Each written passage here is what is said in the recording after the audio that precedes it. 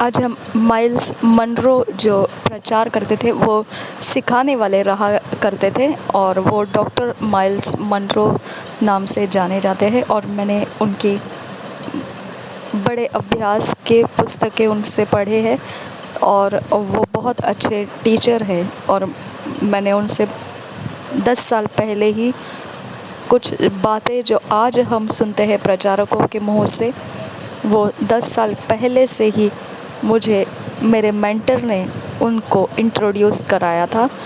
मेरे लाइब्रेरी में, मेरे पर्सनल लाइब्रेरी में उनकी किताबें उन्होंने अपने मर्ज़ी से चॉइस करके मुझे दी थी और मुझे कहा था आने वाले भविष्य में आपको इसका मतलब मालूम पड़ेगा, चाहे अभी आपको मालूम पड़े ना पड़े, लेकिन आने वाले भविष्य में आपको इसके पूरी जानकारी पता लग जाएगी और तब आप इससे वाकिफ़ रहेंगे क्योंकि आपने ये किताबें पढ़ रखी है। इसीलिए तो ये उस प्रकार के सिखाने वाले टीचर हैं, पवित्र वचन को सिखाते हैं।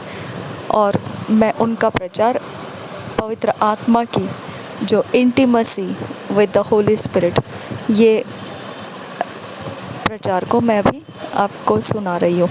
ये हमें बेहद ज़रूरी प्रचार है, इसके लिए हम इसको ट्रांसलेट कर रहे हैं। आज के जगत के अंदर जो सबसे महत्वपूर्ण व्यक्ति अगर कोई है इस पृथ्वी के ऊपर और जगत के अंदर, सबसे ज़बरदस्त महत्वपूर्ण व्यक्ति कहा गया है। हमने ध्यान रखना है, व्यक्ति कहा गया है। सबसे महत्वपूर्ण व्यक्ति अगर है इस पृथ्वी के ऊपर, इस जगत में, तो वो है पवित्र आत्मा। जो पवित्र आत्मा है वो सबसे ज़्यादा ज़रूरी है उन राष्ट्रों से भी ज़्यादा जो यूनाइटेड नेशंस कहा जाता है, जो संगठित राष्ट्र कहा जाता है, जो सभा कहा जाती है 7 लोगों की, उनसे भी ज़्यादा महत्वपूर्ण पवित्र आत्मा है। और जो इस पृथ्वी के ऊपर सरकारें चलती है उनसे भी ज़्यादा महत्वपूर्ण पवित्र आत्मा है। वह सबसे ज़्यादा महान रीति से बुद्धिमानी है और वह इस दुनिया भर के सारे विश्वविद्यालयों से भी ज़्यादा उसके पास ज्ञान, बुद्धि, समझ है और वह सब कुछ जानता है। इस पृथ्वी के ग्रह पर जब सबसे महत्वपूर्ण कोई व्यक्ति रहे तो वह है पवित्र आत्मा अभी के समय में। ऐसा क्यों? क्योंकि वो एकमात्र ऐसा परमेश्वर का जन है जो पिता और पुत्र प्रभु यीशु मसीह दोनों ने एक मकसद को पूरा करने के लिए इस पृथ्वी पर उसको ही उपयोग में लिया है। पवित्र आत्मा ही वो है जो परमेश्वर ने भेजा है इस पृथ्वी के ऊपर, उसके परमेश्वर के मकसद को शुरू करने के लिए और उस मकसद को अंत तक लेकर जाने के लिए। जो कुछ भी परमेश्वर का मकसद है, उसके हृदय की बात है, वही पवित्र आत्मा के पास है। इसलिए इस पृथ्वी के ऊपर अगर कोई महत्वपूर्ण काम आपको चाहिए तो वह आपका नौकरी नहीं है। आपके सरकारों को चलाना ये आपका महत्वपूर्ण काम नहीं है। और ऐसे कोई ज़ोर या शोर या कोई प्रकार के ऐसे जो सदस्य होते हैं, जो लोग होते हैं, जो समाज के अंदर शांति बनाए रखते हैं, कानून को बनाते हैं, ऐसों के भी सबसे ज़्यादा बड़ा काम, महत्वपूर्ण काम नहीं है। इस पृथ्वी के ग्रह के ऊपर जो भी महत्वपूर्ण काम आज के समय में है वह है पवित्र आत्मा का काम। साधारण तौर से पुराने नियम में देखेंगे तो परमेश्वर का काम ये हमने पुराने नियम में देखा है। नए नियम में देखेंगे तो हमने साधारण तरीके से प्राथमिकता देखी है वो पुत्र की, जो परमेश्वर के इकलौते प्रिय बेटे के काम। लेकिन आज के समय के अंदर देखेंगे तो आज के समय में जो काम हम देख रहे हैं वो कहा जाता है पवित्र आत्मा के काम। तो हमने इस बात के लिए आज आमीन कहना है। आज के समय में पवित्र आत्मा इस पृथ्वी के ऊपर अधिकारी है। इसकी वजह से हमने उसको जानना है और हमने उससे सीखना है। पिता ने अपने आप को जाहिर करने के लिए उसका इकलौता प्रिय बेटा प्रभु यीशु मसीह को भेजा। और जो पुत्र है प्रभु यीशु मसीह, वो जो जाहिर करना था वो पवित्र आत्मा को उसने भेजा। और फिर पवित्र आत्मा के जो काम इस पृथ्वी के ऊपर चल रहे हैं वह बिल्कुल स्पष्ट है। यूहन्ना के सुसमाचार 16 अध्याय के 6 वचन से 11 वचन में इस प्रकार से बोला गया है। यूहन्ना का सुसमाचार 16 अध्याय का 6 वचन से 11 वचन इस प्रकार से है। परंतु मैंने जो ये बातें तुमसे कही है इसलिए तुम्हारा मन शोक से भर गया है। तो भी मैं तुमसे सच कहता हूँ कि मेरा जाना तुम्हारे लिए अच्छा है, क्योंकि यदि मैं न जाऊँ तो वह सहायक तुम्हारे पास न आएगा, परंतु यदि मैं जाऊँगा तो उसे तुम्हारे पास भेजूँगा। वह आकर संसार को पाप और धार्मिकता और न्याय के विषय में निरुत्तर करेगा। पाप के विषय में इसलिए कि वे मुझ पर विश्वास नहीं करते, और धार्मिकता के विषय में इसलिए कि मैं पिता के पास जाता हूँ और तुम मुझे फिर न देखोगे। न्याय के विषय में इसलिए कि संसार का सरदार दोषी ठहराया गया है। और एक बार पढ़ेंगे यूहन्ना का सुसमाचार 16 अध्याय का 6 वचन से 11 वचन। परंतु मैंने जो ये बातें तुमसे कही है इसलिए तुम्हारा मन शोक से भर गया है। तो भी मैं तुमसे सच कहता हूँ कि मेरा जाना तुम्हारे लिए अच्छा है, क्योंकि यदि मैं न जाऊँ तो वह सहायक तुम्हारे पास न आएगा, परंतु यदि मैं जाऊँगा तो उसे तुम्हारे पास भेजूँगा। वह आकर संसार को पाप और धार्मिकता और न्याय के विषय में निरुत्तर करेगा। पाप के विषय में इसलिए कि वे मुझ पर विश्वास नहीं करते, और धार्मिकता के विषय में इसलिए कि मैं पिता के पास जाता हूँ और तुम मुझे फिर न देखोगे। न्याय के विषय में इसलिए कि संसार का सरदार दोषी ठहराया गया है। और पवित्र आत्मा को यीशु मसीह ने जो जाहिर किया है वो इस प्रकार से जाहिर किया है, जो हमने यूहन्ना के सुसमाचार 16 अध्याय के 6 वचन से 11 वचन में पढ़ा।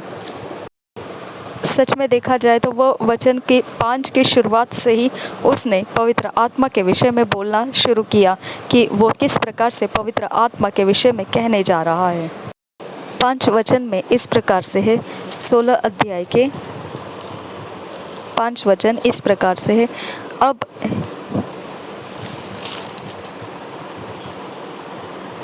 परंतु अब मैं अपने भेजने वाले के पास जाता हूँ और तुम में से कोई मुझसे नहीं पूछता तू कहाँ जाता है।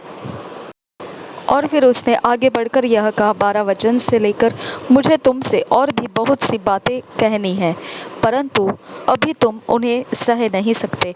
परंतु जब वह अर्थात सत्य का आत्मा आएगा तो तुम्हें सब सत्य का मार्ग बताएगा, क्योंकि वह अपनी ओर से न कहेगा, परंतु जो कुछ सुनेगा वही कहेगा और आने वाली बातें तुम्हें बताएगा।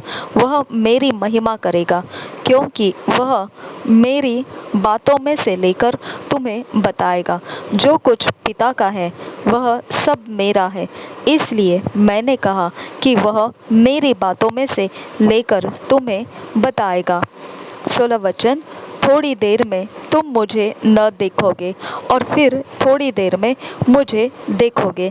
तब उसके कुछ चेलों ने आपस में कहा, यह क्या है जो वह हमसे कहता है, थोड़ी देर में तुम मुझे न देखोगे और फिर थोड़ी देर में मुझे देखोगे, और यह इसलिए कि मैं पिता के पास जाता हूँ।